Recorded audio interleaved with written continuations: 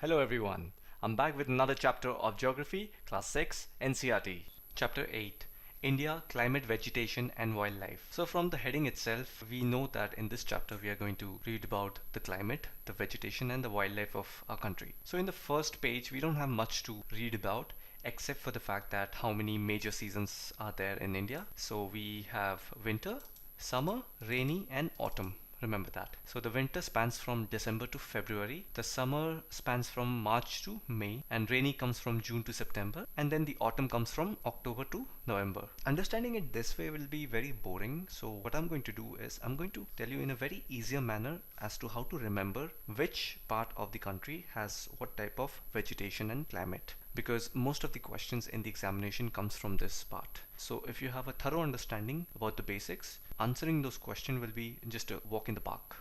Cold weather season or winter. During the winter season, the sun rays do not fall directly in the region. As a result, the temperatures are quite low in northern India. So to make you understand this particular sentence in a much better manner, if you remember the picture, I'm just going to pop this picture up and try to recognize if you remember this picture. So the reason behind winter is in this picture. Have a look at this picture. Clearly you can see that during winter our earth is in such a position that it is slightly tilted upwards from directly from the sun rays. As a result, the sun rays do not fall on the equator and it falls on the southern hemisphere, which is below the equator. Hence the northern hemisphere, because India lies above the equator, so it will witness winter. It will not face the sun rays directly. Hence winter is there in our country during that time. So that is the reason behind that. And the same can be guessed about the summer. So if you look at the summer side of our earth, the northern hemisphere is tilted towards the sun rays. Hence above the equator direct sunlight will fall and we have summer, and below the equator, that is the southern hemisphere, doesn't have sun rays directly and it will be a bit cold over there.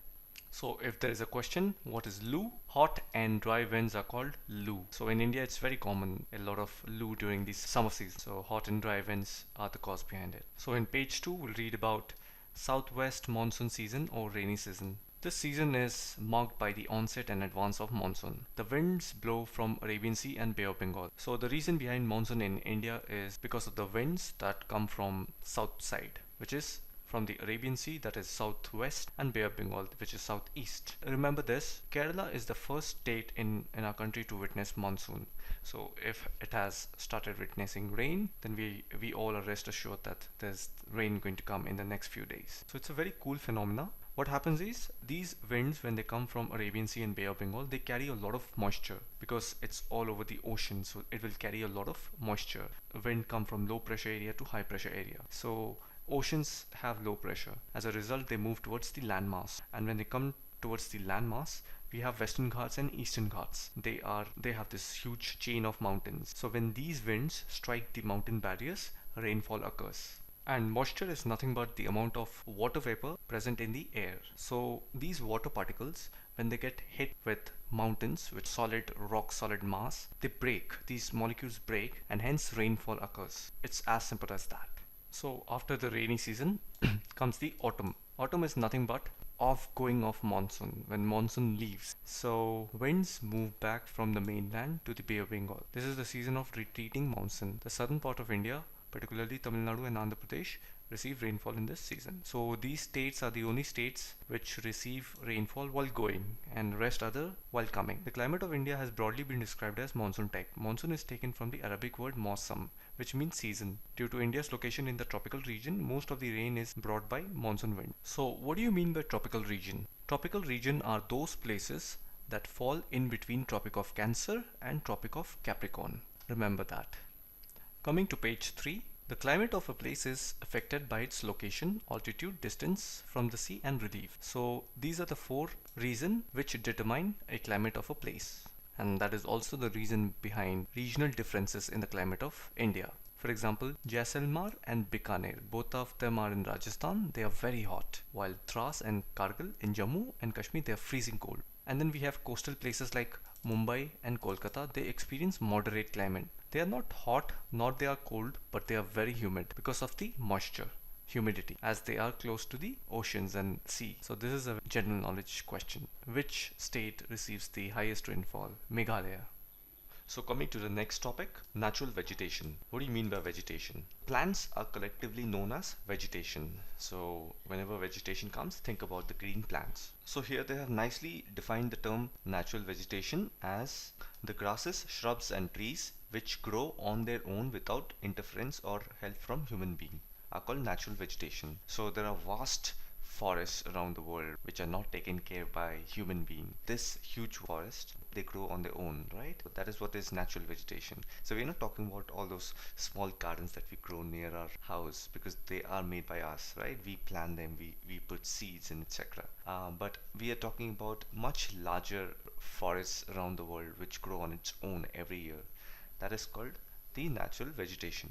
So different types of natural vegetation are dependent on different climatic conditions, which are true, right? Where there is more rainfall, the vegetation is going to be thick and dense, and where there isn't much rainfall, it's going to be empty. There's not going to be much of vegetation. Due to varied climatic conditions, India has a wide range of natural vegetation. Vegetation of India can be divided into 5 types. So this is very important. Make a note of this. Tropical evergreen forest, tropical deciduous forest, thorny bushes, mountain vegetation, and mangrove forests. So if we understand these 5 terms, we can easily answer a lot of MCQ question during exams, because these are the basics. These are the basics of vegetation, and there will be plenty of questions based on biodiversity, and if we understand these 5 topics well, we can nail them. So the first one is tropical rainforest. So have a look at this picture. Try to break that word tropical rainforest and understand that. Tropical, it means any place that is between Tropic of Cancer and Tropic of Capricorn. Rain means receiving heavy rainfall, and forest is dense vegetation. So that's how you got to remember what is tropical rainforest. Some important trees that are found in these forests are mahogany, ebony and rosewood. Andaman and Nicobar Islands, part of northeastern states, and a narrow strip of the western slope of the Western Ghats are home of these forests. Have a look at this map. I'm just going to pinpoint everything and it will be easy for you to understand. Coming to the next type of forest, it's tropical deciduous forest. Again, let's try to break it down and understand. So if we have to understand only the meaning of deciduous, because tropical and forest, we know the meaning of it from the previous slide. The meaning of deciduous is nothing but trees or shrub that lose their leaves. So we are talking about the trees which lose their leaves. So the important trees that are found in tropical deciduous forests are sal, teak, peepal, neem and sisham. They are found in Madhya Pradesh, Uttar Pradesh, Bihar, Jharkhand, Chhattisgarh, Odisha and in part of Maharashtra.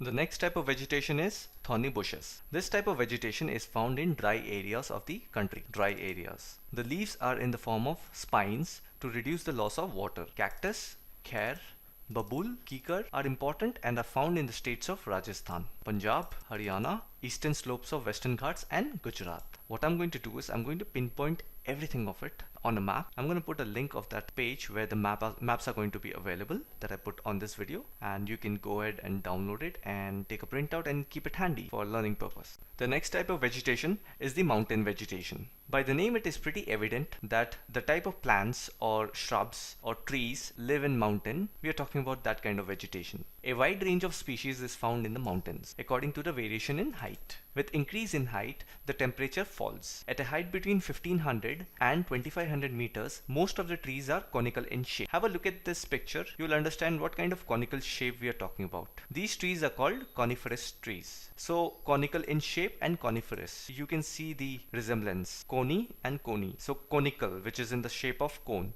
Cher, pine and deodar are important trees of these forests. And the last type of vegetation is the mangrove forests. These forests can survive in saline water. What do you mean by saline water? Saline water is nothing but salty water. And what is the meaning of mangrove? They are nothing but those trees or shrub that are grown in saline water. Have a look at this picture and understand what I'm trying to say. And if you want to understand it even better, try watching this clip. Несколько узлов. Я могу управлять плотом, но не в силах справиться с течением. Если я окажусь неосторожным, меня вынесет. And that is what is mangroves. They are usually found in Panama, Vietnam, Philippines, near the coastal area. And the most important role of mangroves is that they protect the coastlines from wave action because they hold the soil together. Now let's quickly read why are forests necessary. Forests are very useful for us. They perform various functions. Plants release oxygen that we breathe and absorb carbon dioxide. The roots of the plant bind the soil, thus they control soil erosion. Forests provide us with timber for furniture, fuel, wood, fodder, medicinal plants and herbs, honey, gum, etc. Forests are the natural habitat of wildlife. Natural vegetation has been destroyed to a large extent because of the reckless cutting of trees. And have a look at this picture, you will see a wonderful cycle of what we get from forest and why are they useful. So let's quickly move on to the next page. Let's talk about wildlife. Forests are home to a variety of wildlife. There are thousands of species of animals and a large variety of reptiles, amphibians, mammals, birds, insects and worms which dwell in the forest. So tiger is a national animal. Then Gir forest is in Gujarat, which consists of lions. Elephants and one-horned rhinoceros roam in the forests of Assam. So rhinoceros are in Assam. Elephants are also found in Kerala and Karnataka. Camels are found in desert or Gujarat. Wild goats, snow leopards, bears, etc. are found in Himalayan region. Besides these, many other animals are found in our country such as monkey, wolf, jackal, nilgai, cheetal, etc. Now coming to the bird. So the national bird is peacock. Other common birds are parrot, pigeon, myna, geese, bulbul and ducks. There are several bird sanctuaries which have been created to give birds their natural habitat. These provide the birds protection from hunters. Now there are several hundreds of species of snakes found in India. We have cobras and kraits are important among them. Due to cutting of forests and hunting, several species of wildlife of India are declining rapidly. So you can see the consequences of cutting down of forests. In order to protect them, many national parks, sanctuaries and biosphere reserves have been set up. The government has also started Project Tiger and Project Element. So they are basically talking about all the projects that have been started, but nothing in depth. I think class 6 is too early to read about all the initiatives about government, etc. So as we read more and more about geography, we'll go in depth of these initiatives and government plans. So with this, we have come to an end of the final chapter of Geography Class 6 NCRT.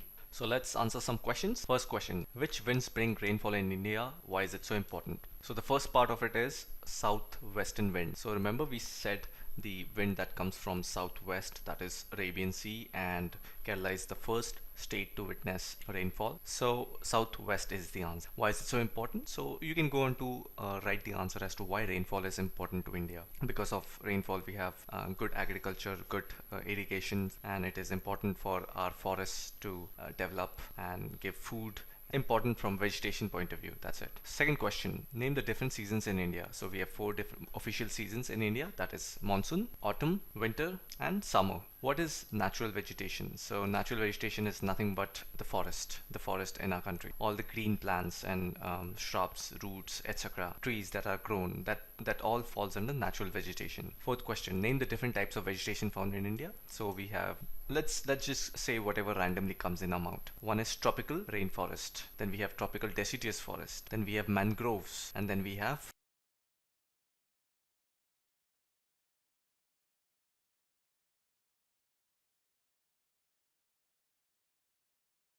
mountain vegetation, and then we have thorny bushes. What is the difference between evergreen forest and deciduous? So remember this, evergreen forest is nothing but tropical rainforest. So evergreen forests are forever green because they receive heavy rainfall, and deciduous forests are those forests that consist of trees that shed their leaves at some point of the year. That is the huge difference between them. Why is tropical rainforest so called evergreen forest? Because they receive heavy rainfall and they are in the tropical area. Tropical area is nothing but the places that lie between Tropic of Cancer and Tropic of Capricorn. Take the correct answer. The world's highest rainfall occurs in Meghalaya, but I think Mawsynram falls in Meghalaya. Mangrove forests can thrive in saline water. Mahogany and rosewood trees are found in tropical evergreen forest. So rosewood is a very famous wood used for furniture and cupboard, and it's very expensive.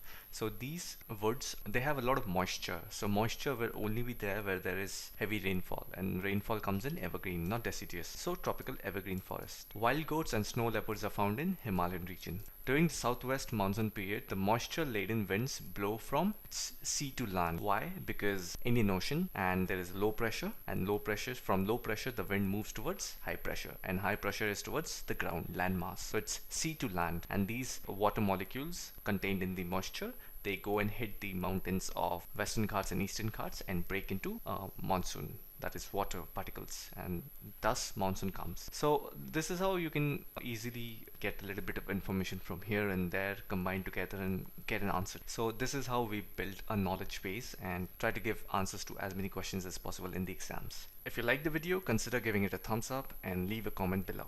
And make sure you're subscribed. You'll get an alert when my next video comes, or if you want me to make anything specific, do let me know. That's it from me now, and I will see you in the next series. Cheers.